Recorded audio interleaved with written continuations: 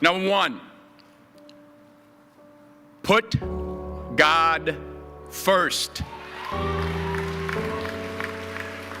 Put God first in everything you do. Everything that you think you see in me, everything that I've accomplished, everything that you think I have, and I have a few things, everything that I have is by the grace of God. Understand that. It's a gift.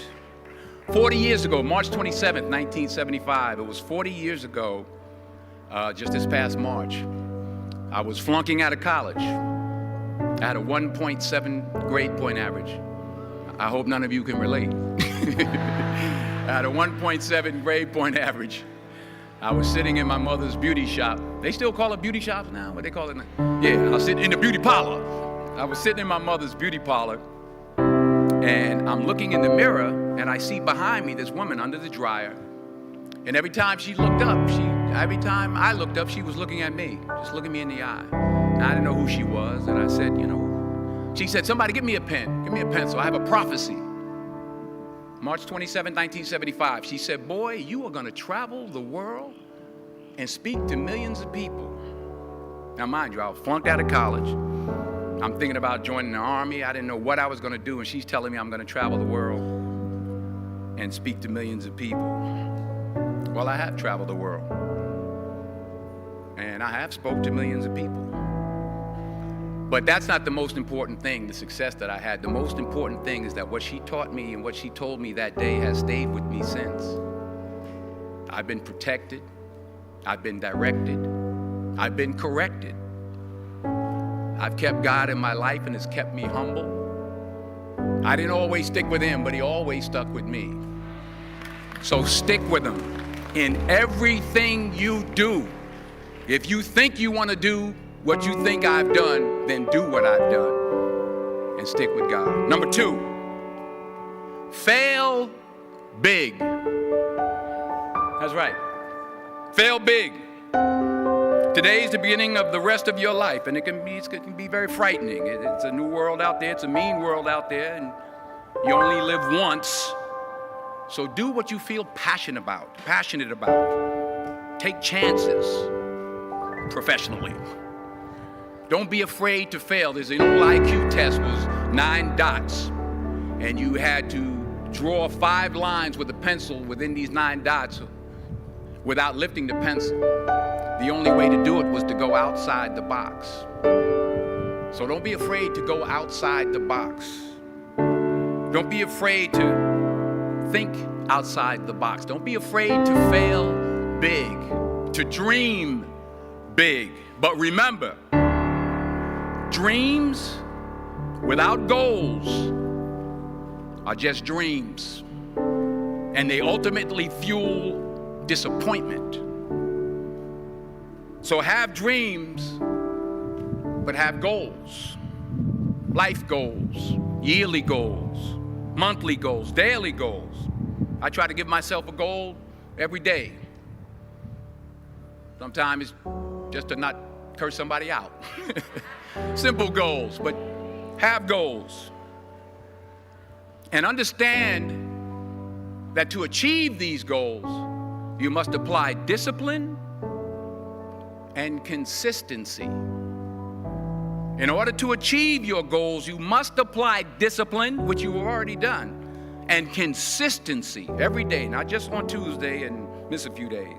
You have to work at it every day. You have to plan every day. You've heard the saying, we don't plan to fail, we fail to plan. Hard work works. Working really hard is what successful people do. And in this text, tweet, twerk world that you've grown up in, remember, just because you're doing a lot more doesn't mean you're getting a lot more done. Remember that. Just because you're doing a lot more doesn't mean you're getting a lot more done. Don't confuse movement with progress. My mother told me, she said, yeah, because you can run in place all the time and never get anywhere. So continue to strive, continue to have goals, continue to progress. Number 3, you'll never see a U-Haul behind a hearse. I'll say it again. You'll never see a U-Haul behind a hearse. I don't care how much money you make, you can't take it with you. The Egyptians tried it. They got robbed. That's all they got. You can't take it with you. And it's not how much you have. It's what you do with what you have. We all have different talents. Some of you will be doctors, some lawyers, some scientists, some educators, some nurses, some teachers. Yeah, okay. Some preachers. The most selfish thing you can do in this world is help someone else. Why is it selfish? Because the gratification, the goodness that comes to you, the good feeling that I get from helping others, nothing's better than that. Well, one or two things, but nothing's better than that. Not jewelry, not big house I have, not the cars, but it's the joy. That's where the joy is, in helping others. That's where the success is, in helping others. Finally, I pray that you put your slippers way under the bed tonight, so that when you wake up in the morning, you have to get on your knees to reach them. And while you're down there, say thank you for grace. Thank you for mercy. Thank you for understanding. Thank you for wisdom. Thank you for parents. Thank you for love. Thank you for kindness. Thank you for humility. Thank you for peace. Thank you for prosperity. Say thank you in advance for what's already yours. That's how I live my life. That's why I am, one of the reasons why I am today.